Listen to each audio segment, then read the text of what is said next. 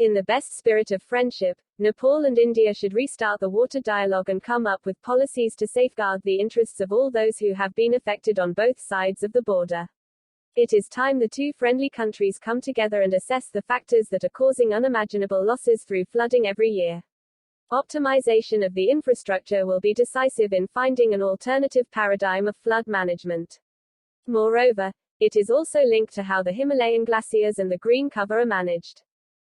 Water cooperation should drive the next big India-Nepal dialogue, and despite the challenges, wisdom should prevail to turn the crisis into an opportunity, for the sake of development and environmental protection. Water resources are priceless assets.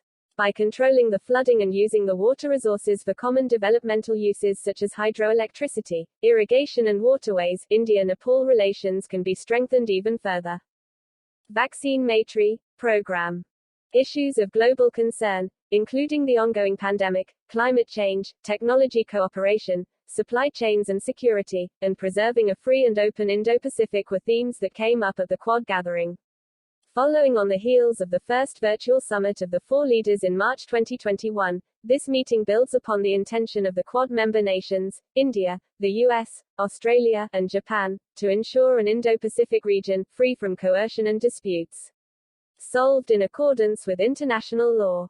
While India has sought to disassociate its role as a member of the Quad from the recently announced Australia-UK-US UK-US partnership, there is little doubt that the creation of a fleet of nuclear-powered submarines for Australia under the UK-US framework will have significant and positive implications on India's strategic calculus regarding the Indo-Pacific region. From New Delhi's perspective, health concerns and economic revival remain at the very apex of the policy agenda. This is a time for India to rapidly deepen cooperative initiatives with the US regarding vaccines and trade and continue engaging vigorously with the Quad for regional stability. That is the optimal strategy to navigate the uncertain global ecosystem that it now finds itself in. Needless row. Compulsory registration of marriages. The Rajasthan law enacted in 2009 provided for compulsory registration of all marriages. It is largely similar to the enactments in other states, and is based on the Supreme Court's verdict in Seema vs. Ashwani Kumar, 2007, which directed that all marriages in India should be registered.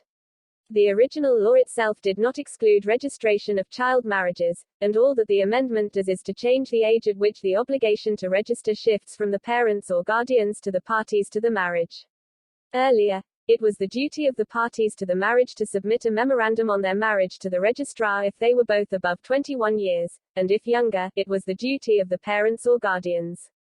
The amendment changes this age limit to 21 for men and 18 for women. It is difficult to see this change authorizing the bride herself to participate in the marriage registration after the age of 18, as one that permits child marriage. Stopping short of social justice. National Eligibility Cum Entrance Test (NEET) has adversely impacted the chances of less privileged students in gaining admission to government medical colleges in Tamil Nadu. Several parameters have been used by the committee to assess privilege, or the lack of it, such as studying in a Tamil medium school, studying in a government school, being a first-generation graduate, and belonging to a household with an income of less than 2.5 lakh rupees. The experience of the NEET has highlighted the grossly inequitable school system in Tamil Nadu. The number of government schools has greatly increased, but learning outcomes are very poor. Using the higher secondary marks for admission to medical colleges will help a few of the most disadvantaged students get admission to government medical colleges. But it will do nothing to advance the cause of social justice, which requires, in the short term, access to the 50% of medical seats in the private sector which are now reserved for the extremely wealthy, by virtue of the high financial commitments required, and in the long term, a vast improvement in the quality of education imparted in government schools. Taliban ask airlines to resume international flights. Government promises full cooperation, says all problems at the Kabul airport have been resolved. Reuters. Kabul. The Taliban government in Afghanistan appealed on Sunday for international flights to be resumed, promising full cooperation with airlines and saying that problems at Kabul airport had been resolved. The statement from the Foreign Affairs Ministry comes as the new administration has stepped up efforts to open up the country and gain international acceptance following the collapse of the Western-backed government last month. A limited number of aid and passenger flights have been operating from the airport. But normal commercial services have yet to resume since it was closed in the wake of the chaotic evacuation of tens of thousands of foreigners and vulnerable Afghans that followed the Taliban seizure of the capital. The airport, which was damaged during the evacuation, has since been reopened with the assistance of technical teams from Qatar and Turkey. While some airlines, including Pakistan International Airlines, have been offering limited services and some people have been able to get places on flights, prices are reportedly many times higher than normal. Afghans stranded. Foreign Ministry spokesman Abdulqahar Balkhi said the suspension of international flights had left many Afghans stranded abroad and also prevented people from traveling for work or study. As the problems at Kabul International Airport have been resolved and the airport is fully operational for domestic and international flights, the YA assures all airlines of its full cooperation, he said, using an abbreviation for Islamic Emirate of Afghanistan, the Taliban's term for their new government. Since taking power, the Taliban have grappled with a severe economic crisis and have faced pressure on issues ranging from girls' education to allegations of reprisals against former officials and others associated with the previous government. Myanmar military blames rebels for internet blackouts. It says protesters destroyed communication towers. Agence France Presse Bangkok. Myanmar's junta has denied suspending the internet in conflict-tracked regions, blaming a recent spate of data blackouts on anti-coup protesters who had destroyed military-owned communications towers. The Southeast Asian country has been in chaos since the military toppled Aung San Suu Kyi's government in February, triggering huge democracy protests. Some in the anti-coup movement formed local people's defense forces in their townships to fight back, and in recent weeks destroyed several communications towers belonging to military-owned Maital in western Chin state. Reports of an internet and data blackout, particularly in regions where local defense forces and the military are locked in conflict, emerged soon after. The junta's foreign ministry on Saturday denied that the state was responsible. In fact, the recent internet connections were disrupted due to the terrorist acts, such as destroying of communication towers by terrorist groups, the ministry said.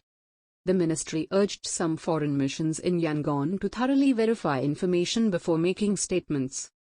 Post-coup Myanmar is no stranger to internet blackouts, with the junta imposing one in the early hours of February 1 as soldiers arrested Ms. Suu Kyi and other top politicians from her National League for Democracy party.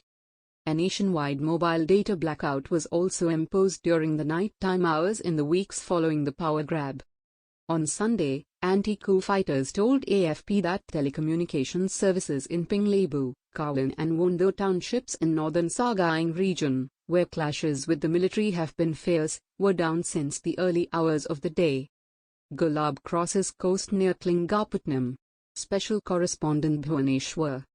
Cyclone Gulab crossed the North Andhra Pradesh and South Orissa coast about 20 kilometers north of Kalingapatnam on Sunday evening, triggering widespread rain in the region.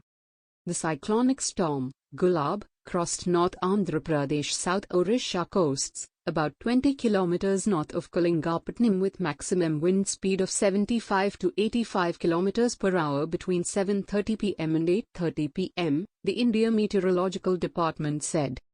Orissa evacuated about 40,000 people in 6 southern districts ahead of the storm. We have not yet received reports of any major damage caused by the cyclone. We are expecting the wind speed to be around 50 km per hour when the cyclone passes over Orissa, said Pradeep Kumar Jainar, Special Relief Commissioner of Orissa. During the day, Chief Minister Naveen Patnaik reviewed the situation through video conferencing from New Delhi.